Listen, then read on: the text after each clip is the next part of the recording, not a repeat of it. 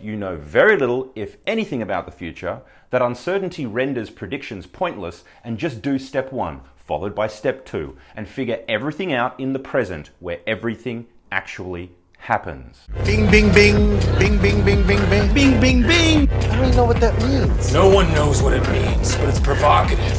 It's nice. It gets the people going. Happiness is a balanced triangulation between who you are, how life is, and what you want. In earlier videos I talked about how to come to terms with who you are and how life is. Now it's time we talk about dealing with your wants. You gain satisfaction through an alignment of your wants with what life can reasonably provide. Fundamentally, the pathway to this alignment can be conceived of as a spectrum. On one end of the spectrum is the Buddhist ideal, and on the opposite end is Nietzsche's will to power. On one end, you eliminate all wants. You want of nothing. No particular kind of clothes, no house, no partner, no family, no friends, no job, no hobbies, no desire for a specific living environment. Nothing. You completely release any desire or attachment to wants. You just accept whatever is, and whatever is not, isn't. After all, if you don't want anything, then there's no expectation that this life needs to provide you anything. You can't be frustrated or disappointed because you have a perfect natural alignment between your wants, that is to say, nothing, and what life can be expected to provide, also nothing. At the other end of the spectrum stands the Übermensch, the will to obtain everything. Through power of personality, sheer force of will, through the will to power. Life's motto becomes, if not you, then who? There is nothing that can be denied or ought to be denied to you. You're entirely satisfied because through human power you force a perfect alignment between your wants and life. Now, where on this spectrum do you think you should be located? Should you live like the Buddha or like the Übermensch? The answer is, somewhat surprisingly, that you need to be able to inhabit both positions simultaneously. Neither one is ideal on its own, but both are absolutely necessary in their own way. It's not at all practical or realistic to be the Buddha all the time, letting go of all worldly attachments. Why? Simply because you do live in the world. If you actually did let go of all worldly attachments, you'd be completely alone, in a cave or on a mountaintop. It's a horribly lonely existence. On the other hand, it's perfectly true that most of the things we think that we want in this life are either complete garbage, distractions, or epiphenomenal. Epiphenomenal meaning that they are things that stand proxy for things we really want or need, but we get confused and mistake the symptom for the cause. In the main, material possessions are of this kind. People who are bored or empty, lack meaning or insecure, buy things to fill those holes or patch over these wounds. It's no surprise that as society has gotten more depressed and more miserable, we've also become incredibly efficient consumers. These two are highly correlated. Here's a general rule. If you can't use the thing practically to achieve some objective, or it doesn't bring you or someone you know happiness at least once a week, you don't need it. Things you buy that sit in a corner gathering dust or in a cupboard, unused, are physical evidence that you're confused about your wants. You haven't figured out yet what makes you tick or makes you happy. You just bought some piece of junk and now it's letting you know that you made a mistake. Throw it away or give it to someone you think will make better use out of it.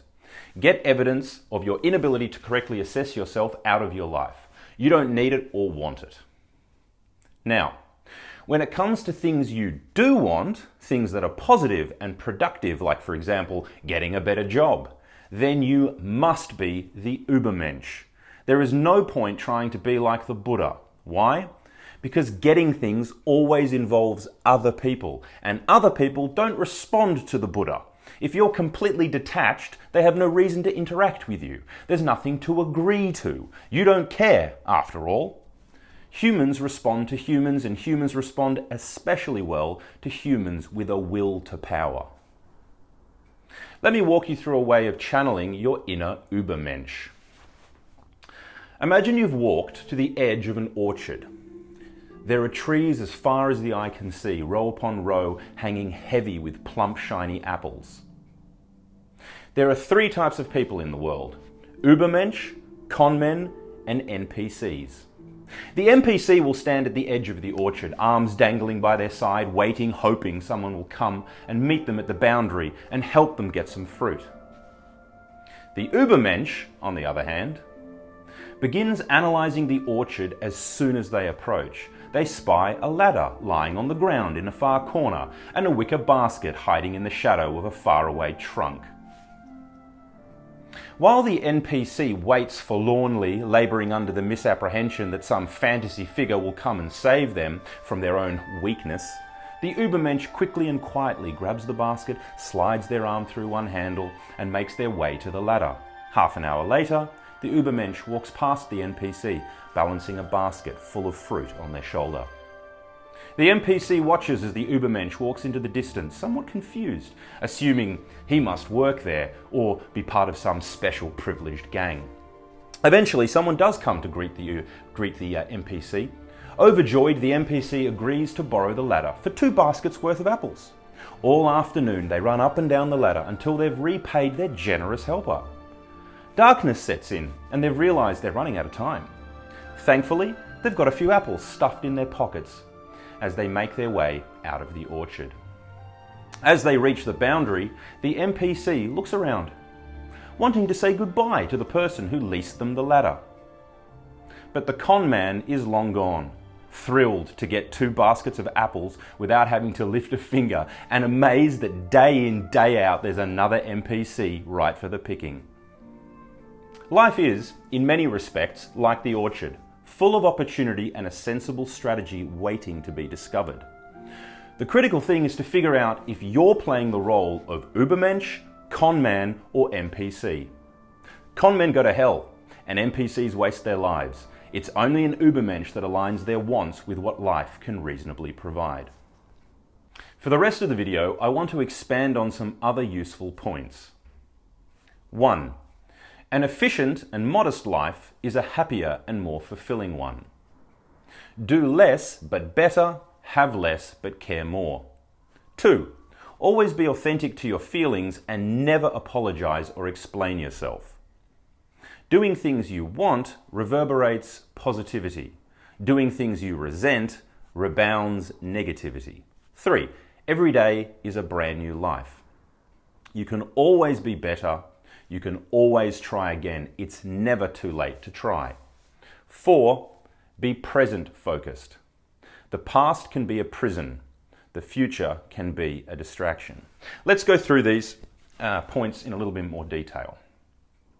An efficient and modest life is a happier and more fulfilling life. It's true what Tyler Durden said in Fight Club: the things you own end up owning you, for a number of reasons.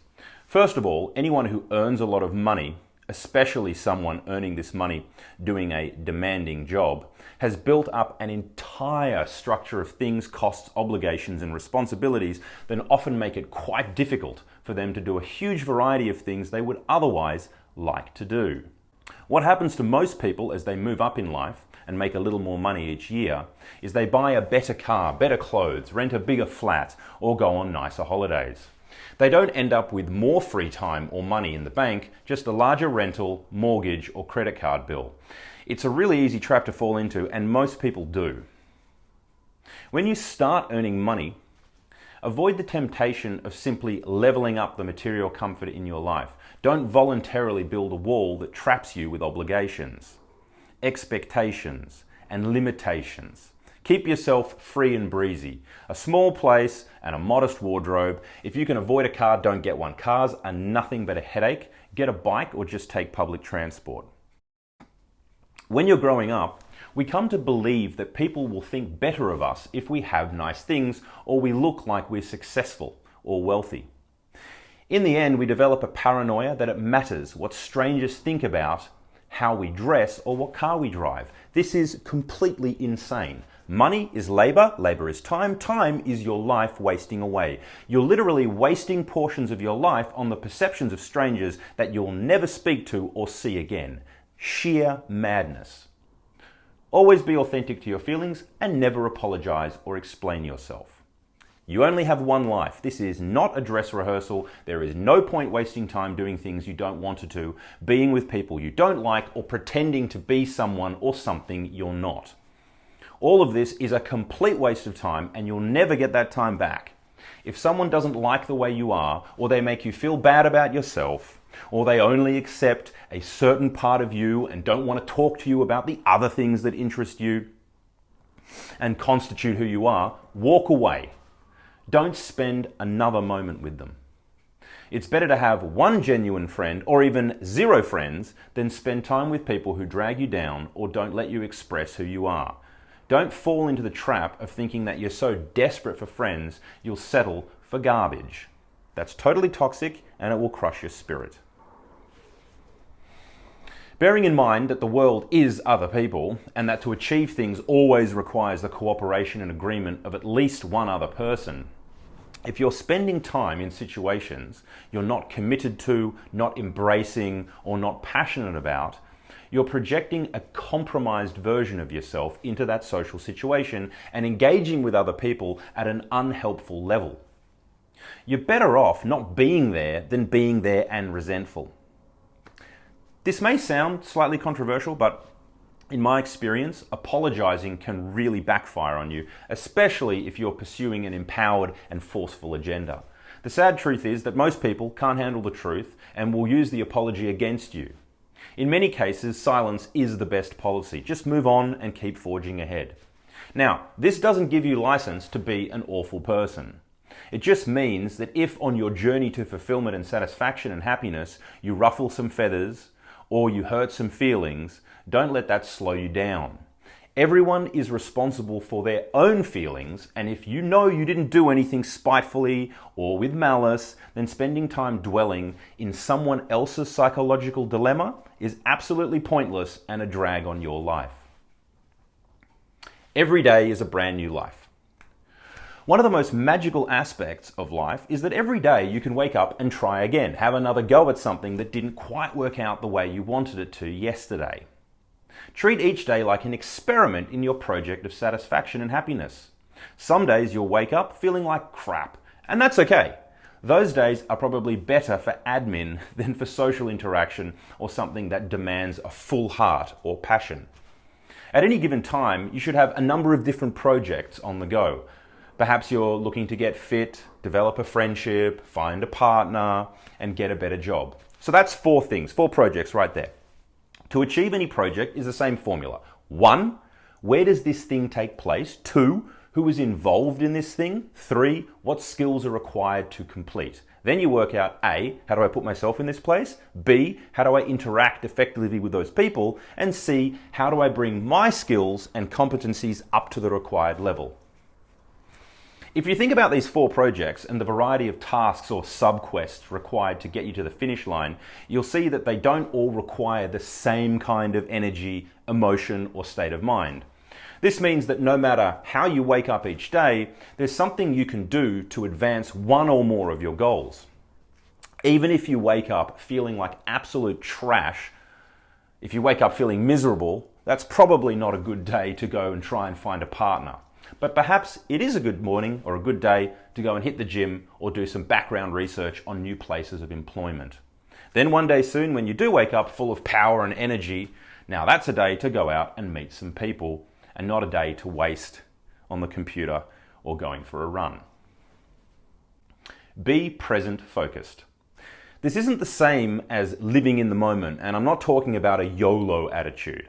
I'm trying to caution people about dwelling in the past or trying to anticipate the future. Both of these preoccupations are utterly debilitating and counterproductive.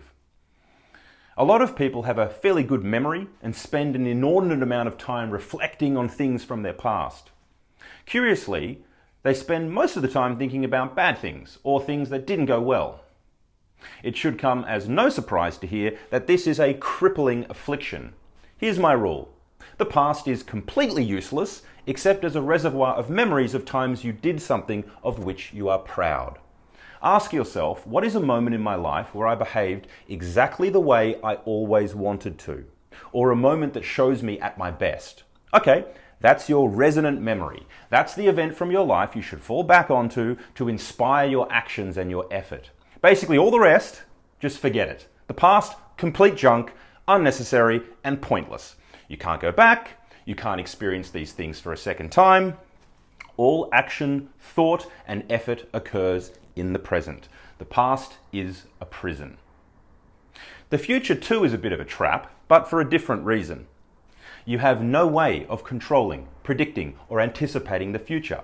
The future unfolds as a result of a statistically incomprehensible number of interactions, entanglements, and relations. There is so much uncertainty about the future that spending any more than the most fleeting of thoughts upon it is utterly pointless. Whatever future you have in mind has essentially a 1 in a quadrillion chance of occurring as you imagined it. Now, this is not a mantra against having aspirations, but it is a demand for a different attitude towards goals. Let's say you want a new job. Well, whatever you do that is going to get you this new job is going to happen in the present, okay? It will be the result of whatever you do in the here and now.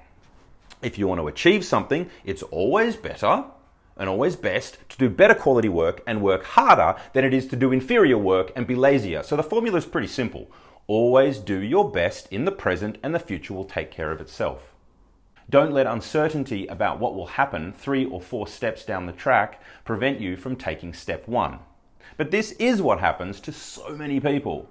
They're so fixated on trying to anticipate the future and predict all these statistically impossible permutations that they don't make the first move. Just accept you know very little, if anything, about the future, that uncertainty renders predictions pointless, and just do step 1, followed by step 2, and figure everything out in the present where everything actually happens. Okay, that's it for now. If you'd like more detail on any of what I've discussed, or you think some parts of it sound easier said than done, then let me know in the comments and I'll elaborate on any of it for you in another video. Bing, bing, bing. Bing, bing, bing, bing, bing. Bing, bing, bing. I don't even know what that means. No one knows what it means, but it's provocative. No, it's not. It's Gets gross. the people going.